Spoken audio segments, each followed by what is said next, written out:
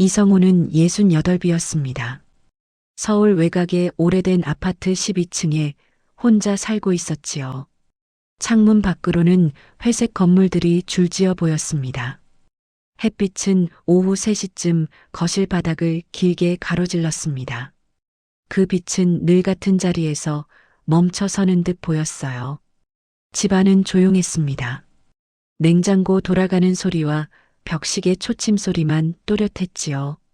거실 한쪽 벽에는 커다란 장식장이 놓여 있었습니다.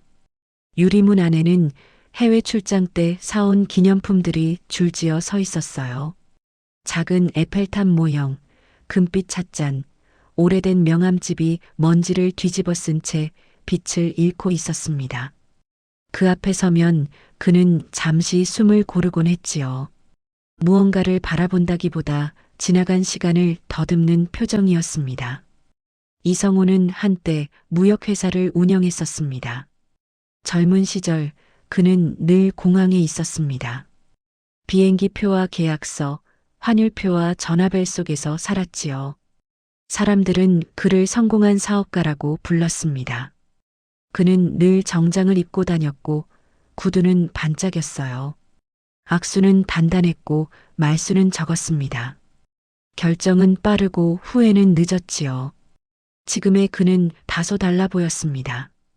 어깨는 조금 내려앉았고 걸음은 천천히 옮겨졌습니다.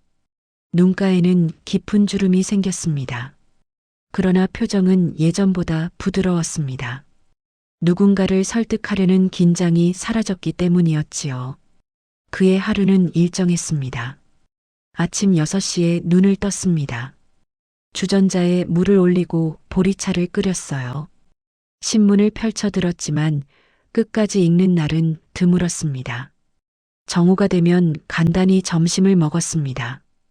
오후에는 거실 소파에 앉아 창밖을 오래 바라보곤 했지요. 전화는 좀처럼 울리지 않았습니다. 오늘도 조용하네. 그는 혼잣말처럼 중얼렸습니다. 목소리는 낮고 담담했어요. 그 말에는 불평도 기대도 거의 섞이지 않았지요. 한쪽 방에는 옷장이 2개 놓여 있었습니다. 정장은 여전히 가지런히 걸려 있었습니다. 입지 않은 지 오래였지만 그는 쉽게 버리지 못했습니다. 손끝으로 옷깃을 쓸어내리며 잠시 멈추었습니다. 그 표정에는 미련보다는 습관이 남아 있었습니다. 가끔 누나에게 전화가 오곤 했습니다. 밥은 먹었니? 네, 먹었어요. 짧은 대화였습니다. 서로의 안부만 확인하고 끊는 통화였지요. 그는 수화기를 내려놓고 한참을 가만히 앉아 있었습니다. 말이 끝난 자리에는 묘한 적막이 남았어요. 어느 날 오후였습니다. 장식장 유리문에 비친 자신의 얼굴을 우연히 보게 되었지요. 그는 잠시 멈췄습니다. 눈동자가 유난히 또렷해 보였어요. 그는 유리문을 열지 않았습니다. 손잡이에 손을 얹은 채 한참 서 있었지요. 마치 무언가를 꺼내려다 마음을 거두는 사람처럼 보였습니다. 이 많은 것들이 정말 필요했을까요? 작게 속삭이듯 말했어요. 대답은 돌아오지 않았습니다. 다만 벽시계 초침 소리만 또각또각 이어졌지요. 그날 이후 그는 장식장 앞에 서 있는 시간이 늘었습니다. 물건 하나하나를 오래 바라보았습니다. 먼지를 닦지는 않았습니다. 정리도 하지 않았지요. 그저 바라보기만 했습니다.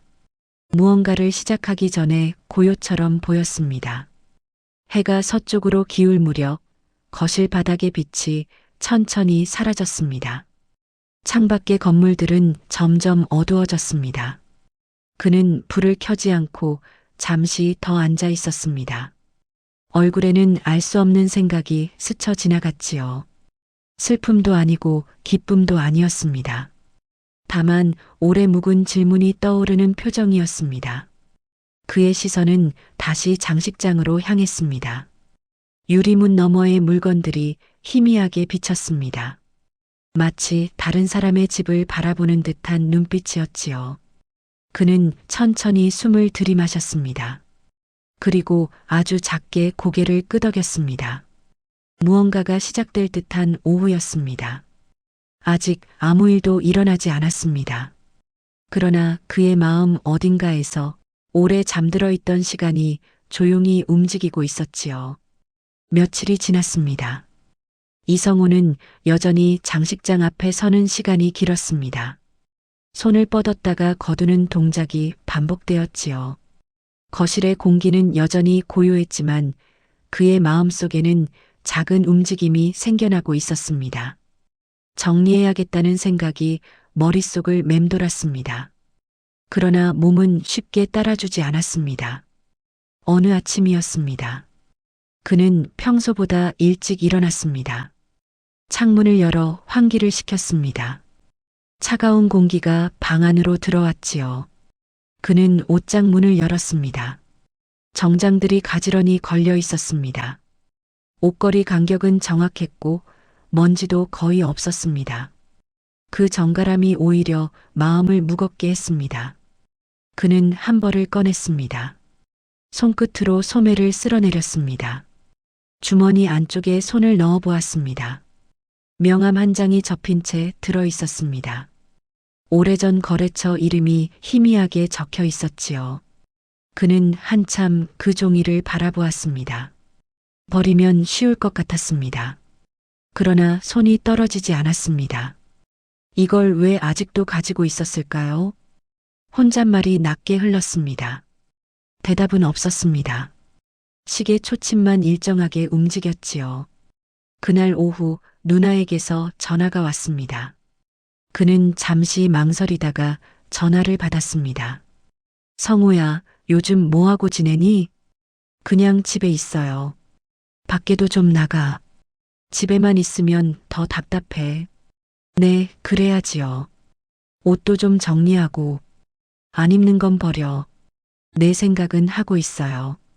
통화는 길지 않았습니다. 수화기를 내려놓은 뒤 그는 한동안 움직이지 않았습니다. 누나의 말은 틀리지 않았습니다. 그러나 단순한 조언이 마음 깊이까지 닿지는 않았습니다. 정리라는 말이 마치 과거를 부정하는 일처럼 느껴졌기 때문이었지요. 그는 결국 작은 서랍 하나를 열었습니다. 그 안에는 오래된 수첩, 펜, 영수증들이 뒤섞여 있었습니다. 정리하기 쉬운 것들부터 시작하자는 생각이었지요. 영수증 몇 장을 접어버렸습니다. 그러나 수첩 앞에서 다시 멈췄습니다. 첫 장에는 또렷한 글씨로 일정이 적혀 있었습니다. 도쿄 미팅 1030. 그는 그 글자를 한참 바라보았습니다.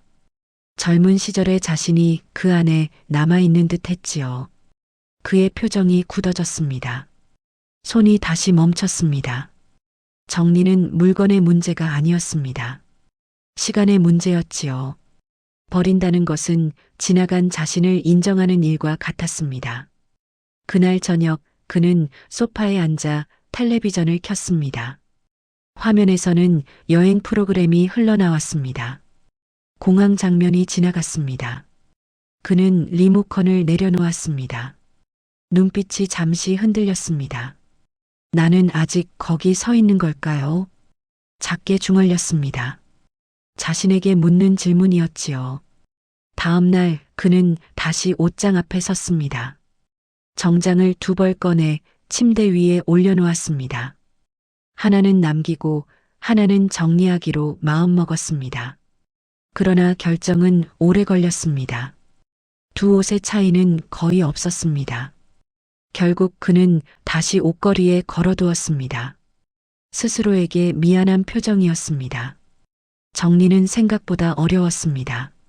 물건의 양이 아니라 기억의 무게 때문이었지요. 그는 그 사실을 인정하기 시작했습니다. 조금 느리더라도 괜찮다고 스스로에게 말했습니다. 급하게 비우는 것이 능사는 아니라는 생각도 들었습니다. 저녁 무렵 그는 장식장 유리문을 천천히 닦았습니다. 문을 열지는 않았습니다. 다만 표면의 먼지만 부드럽게 닦아냈습니다. 안쪽의 물건들은 그대로 두었습니다. 그것이 오늘 할 수 있는 전부였습니다. 창밖이 어두워질 즈음 그는 불을 켰습니다. 거실이 환해졌습니다. 유리문에 비친 자신의 얼굴도 선명해졌지요. 그는 잠시 그 모습을 바라보았습니다. 어제보다 조금 단단해진 표정이었습니다. 아직 정리는 시작에 불과했습니다. 그러나 그는 알게 되었습니다.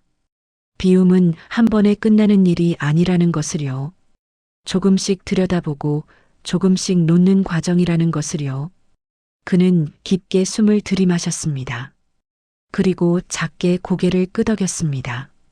내일은 다른 서랍을 열어보기로 마음먹었습니다. 아직은 두렵지만 멈추지는 않겠다는 결심이었습니다. 그의 밤은 여전히 조용했지만 마음속에는 어제와 다른 움직임이 생겨나고 있었지요. 며칠 동안 아무것도 달라지지 않았습니다. 이성호는 서랍을 열었다가 닫는 일을 반복했습니다. 버려진 것은 몇 장의 영수증뿐이었지요. 옷장 속 정장들은 여전히 빼곡했습니다. 장식장 안의 기념품도 제자리를 지키고 있었습니다. 정리는 시작되었지만 변화는 보이지 않았습니다. 아침에 눈을 뜨는 시간이 늦어졌습니다. 식탁 위에 찻잔도 그대로 남아 있었습니다. 텔레비전 소리는 켜두었지만 보지 않았습니다. 소리는 있었고 집중은 없었습니다. 몸은 거실에 있었지만 마음은 어딘가 멀리 있었습니다. 그는 스스로에게 묻는 일이 잦아졌습니다. 왜 이토록 어려운지, 무엇이 두려운지 답은 쉽게 나오지 않았습니다. 정리는 단순한 정리가 아니었습니다. 자신이 살아온 시간의 정리였지요. 어느 날 오후 그는 옷장 앞에 오래 서 있었습니다. 정장 한 벌을 꺼내 침대 위에 펼쳐두었습니다. 손바닥으로 천을 쓸어내렸습니다. 주름 하나 없이 곱게 펴져 있었습니다. 그는 한참을 바라보다가 다시 접었습니다. 그리고 다시 옷걸이에 걸었습니다. 숨이 길게 새어나왔습니다. 왜 이렇게 어려운 걸까요? 작은 목소리였습니다. 혼잣말이었지만 질문은 무거웠습니다. 저녁 무렵 휴대전화가 울렸습니다. 대학 시절 친구 최민준이었습니다. 그는 잠시 망설이다가 전화를 받았습니다. 성호야, 목소리가 좀 가라앉았네. 그냥 집에 있어. 요즘 정리한다며? 하려고 하는데 잘 안 된다. 억지로 하지 마. 대신 한번 나 좀 보자. 나중에 보자. 통화는 짧았습니다. 그는 전화를 내려놓고 소파에 앉았습니다. 손은 무릎 위에 얹혀 있었습니다. 시선은 바닥에 떨어져 있었습니다. 말보다 침묵이 길었습니다. 밤이 깊어졌습니다. 거실 불을 끄고 욕실 불만 켰습니다. 거울 속에 자신의 얼굴이 떠올랐습니다. 주름과 흰 머리카락이 선명했습니다. 그는 잠시 고개를 숙였습니다. 그리고 다시 고개를 들었습니다. 눈동자가 거울 속에서 마주쳤습니다. 말은 없었습니다.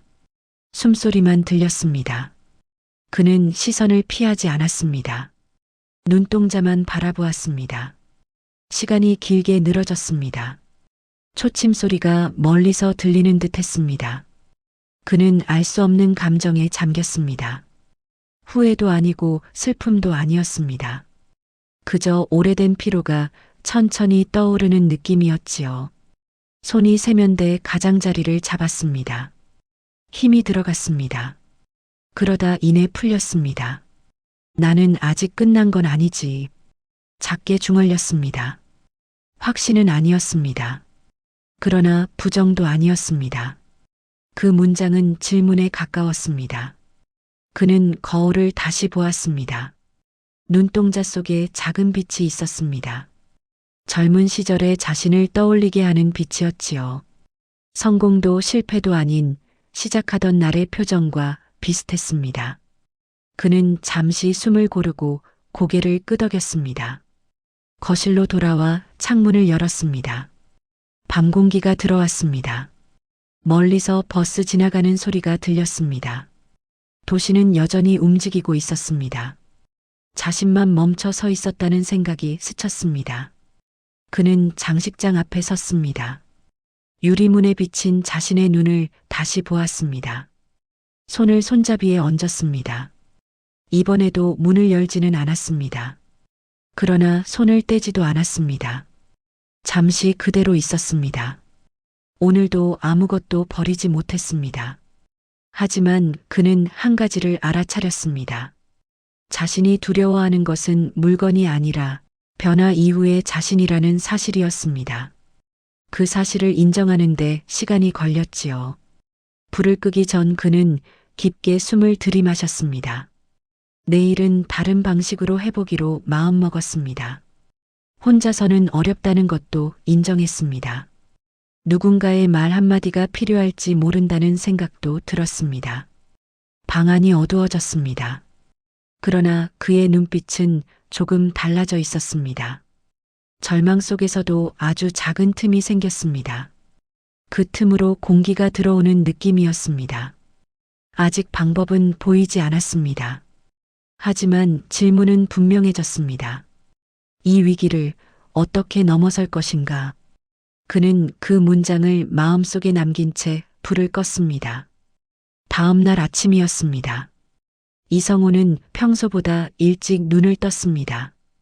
밤새 깊이 잠들지는 못했지만 마음은 전날보다 가벼웠습니다. 창문을 열자 찬 공기가 들어왔습니다. 그는 한참을 서서 숨을 고르다 외투를 걸쳤습니다. 오늘은 집 밖으로 나가보기로 했지요. 이유는 분명하지 않았습니다. 그러나 가만히 있는 것보다 한 걸음 움직이고 싶었습니다. 아파트 단지를 천천히 걸었습니다. 화단의 흙이 밤새 젖어 있었습니다. 작은 잡초들이 줄지어 올라와 있었지요. 그는 무심코 허리를 굽혀 하나를 뽑았습니다. 손끝에 흙이 묻었습니다. 이상하게도 기분이 나쁘지 않았습니다. 그 순간 오랫동안 잊고 있던 감각이 돌아오는 느낌이 들었습니다. 며칠 전 친구 최민준의 말이 떠올랐습니다. 혼자만 보지 말고 밖도 좀 봐. 그는 잠시 웃었습니다. 그리고 동네 공원 쪽으로 발걸음을 옮겼습니다. 공원 한편에는 작은 텃밭이 있었습니다. 나무 팻말에 주민 가꾸기 텃밭이라고 적혀 있었습니다. 몇몇 어르신들이 모종을 심고 있었습니다. 그는 멀리서 잠시 바라보다가 다가갔습니다. 말을 건네기까지 시간이 걸렸습니다. 그러나 돌아서지 않았습니다. 도와드려도 될까요? 목소리는 조심스러웠습니다. 한 어르신이 고개를 들었습니다. 그럼요. 장갑 여기 있어요. 짧은 말이었지만 따뜻했습니다. 그는 장갑을 끼고 흙을 고르기 시작했습니다. 손놀림이 서툴렀습니다. 그러나 금세 익숙해졌습니다. 흙을 고르고 씨앗을 올리고 다시 덮었습니다. 단순한 동작이 반복되었습니다. 시간이 느리게 흐르는 느낌이 들었습니다. 점심 무렵이 되자 누군가 물을 건넸습니다. 처음 오셨어요? 네, 오늘 처음입니다. 자주 오세요. 사람 손이 많을수록 좋아요. 그는 고개를 끄덕였습니다. 말은 짧았지만 마음은 길게 남았습니다. 그날 집으로 돌아오는 길에 그는 작은 화분 하나를 샀습니다. 비싼 물건은 아니었습니다. 손바닥만 한 크기였지요. 집에 도착해 베란다에 두었습니다. 흙을 담고 씨앗을 올렸습니다. 물도 조금 주었습니다. 아무 일도 일어나지 않았습니다. 그러나 그는 한동안 그 화분을 바라보았습니다. 저녁이 되자 누나에게서 전화가 왔습니다. 오늘 뭐 했니? 공원에 좀 다녀왔어요. 그래, 잘했네. 텃밭도 좀 도왔어요. 잠시 침묵이 흐른 뒤 누나가 말했습니다. 성호야, 내 목소리 괜찮다. 그는 대답 대신 웃었습니다. 말로 설명하지 않아도 전해지는 것이 있었습니다. 며칠이 지났습니다. 그는 매일 아침 공원을 찾았습니다. 씨앗이 싹을 틔우는 데는 시간이 필요했습니다. 그 기다림이 오히려 마음을 편안하게 했습니다. 집으로 돌아오면 베란다 화분을 살폈습니다. 아직 변화는 미미했지만 흙의 색이 조금 달라 보였습니다. 그 작은 차이가 하루의 끝을 다르게 만들었습니다. 어느 날 텃밭에서 만난 어르신이 말했습니다. 요즘 자주 보이시네요. 조금씩 배우고 있습니다. 잘하고 계세요. 흙은 배신하지 않아요. 그는 그 말을 오래 기억했습니다. 단순한 문장이었지만 묘하게 위로가 되었지요. 집안도 조금씩 달라졌습니다. 장식장 유리문을 닦는 일이 습관이 되었습니다. 옷장 문을 열어두는 시간이 길어졌습니다. 아직 버린 것은 많지 않았습니다. 그러나 바라보는 시선이 달라졌습니다. 두려움 대신 이해가 자리 잡고 있었습니다. 어느 저녁 그는 장식장 앞에 섰습니다. 손잡이에 손을 얹었습니다. 잠시 숨을 고르고 문을 열었습니다. 안에 물건들이 조용히 빛났습니다. 그는 하나를 꺼내 먼지를 털었습니다. 버리지 않았습니다. 다만 제자리를 옮겼습니다. 그것만으로도 충분했습니다. 그날 밤 그는 불을 끄기 전 베란다를 다시 보았습니다. 화분의 흙 위에 아주 작은 틈이 보였습니다. 싹이 올라오기 전에 신호 같았습니다. 확실하지는 않았습니다. 그러나 그는 미소 지었습니다. 모든 것이 변한 것은 아니었습니다. 하지만 멈춰있던 시간이 조금씩 흐르기 시작했습니다. 그는 알게 되었습니다. 변화는 큰 결심이 아니라 작은 반복에서 온다는 것을요. 내일도 공원에 가볼 생각이었습니다. 그 생각만으로도 마음이 따뜻해졌습니다. 끝이 보이지는 않았습니다. 그러나 길은 분명해졌습니다. 그의 발걸음은 이전보다 가벼웠습니다. 창문 사이로 부드러운 햇살이 방 안으로 스며들었습니다. 아침 공기는 조용했고 먼지 한 톨까지 또렷하게 보일 만큼 맑았지요. 김영수 어르신은 천천히 커튼을 열었습니다. 예전 같으면 서두르며 하루를 시작했을 텐데 이제는 여유가 먼저였습니다. 마음이 먼저 숨을 고르는 법을 배웠기 때문이었어요. 식탁 위에는 오래된 찻잔 2개가 놓여 있었습니다. 하나는 본인의 것, 다른 하나는 언젠가 다시 올지도 모를 누군가를 위한 자리였습니다. 예전에는 그 빈자리가 서러움이었지만 지금은 기다림이 되었지요. 기다림은 아픔이 아니라 가능성이라는 것을 이제야 알게 되었습니다. 지난 시간들이 머릿속을 천천히 스쳐 지나갔습니다. 후회도 있었고 서운함도 있었습니다. 하지만 그 모든 시간들이 결국 지금의 자신을 만들어 주었다는 사실을 인정하게 되었지요. 인정은 체념이 아니었습니다. 받아들임이었고 스스로를 용서하는 과정이었습니다. 문득 휴대전화가 울렸습니다. 화면에는 익숙한 이름이 떠 있었습니다. 잠시 망설였지만 이번에는 망설임이 길지 않았습니다. 아버지, 오늘 시간 괜찮으세요? 낯설지 않은 목소리였지만 어딘가 조심스러웠습니다. 김영수 어르신은 천천히 숨을 들이켰습니다. 그리고 짧게 웃으며 대답했지요. 그래, 괜찮다. 천천히 와.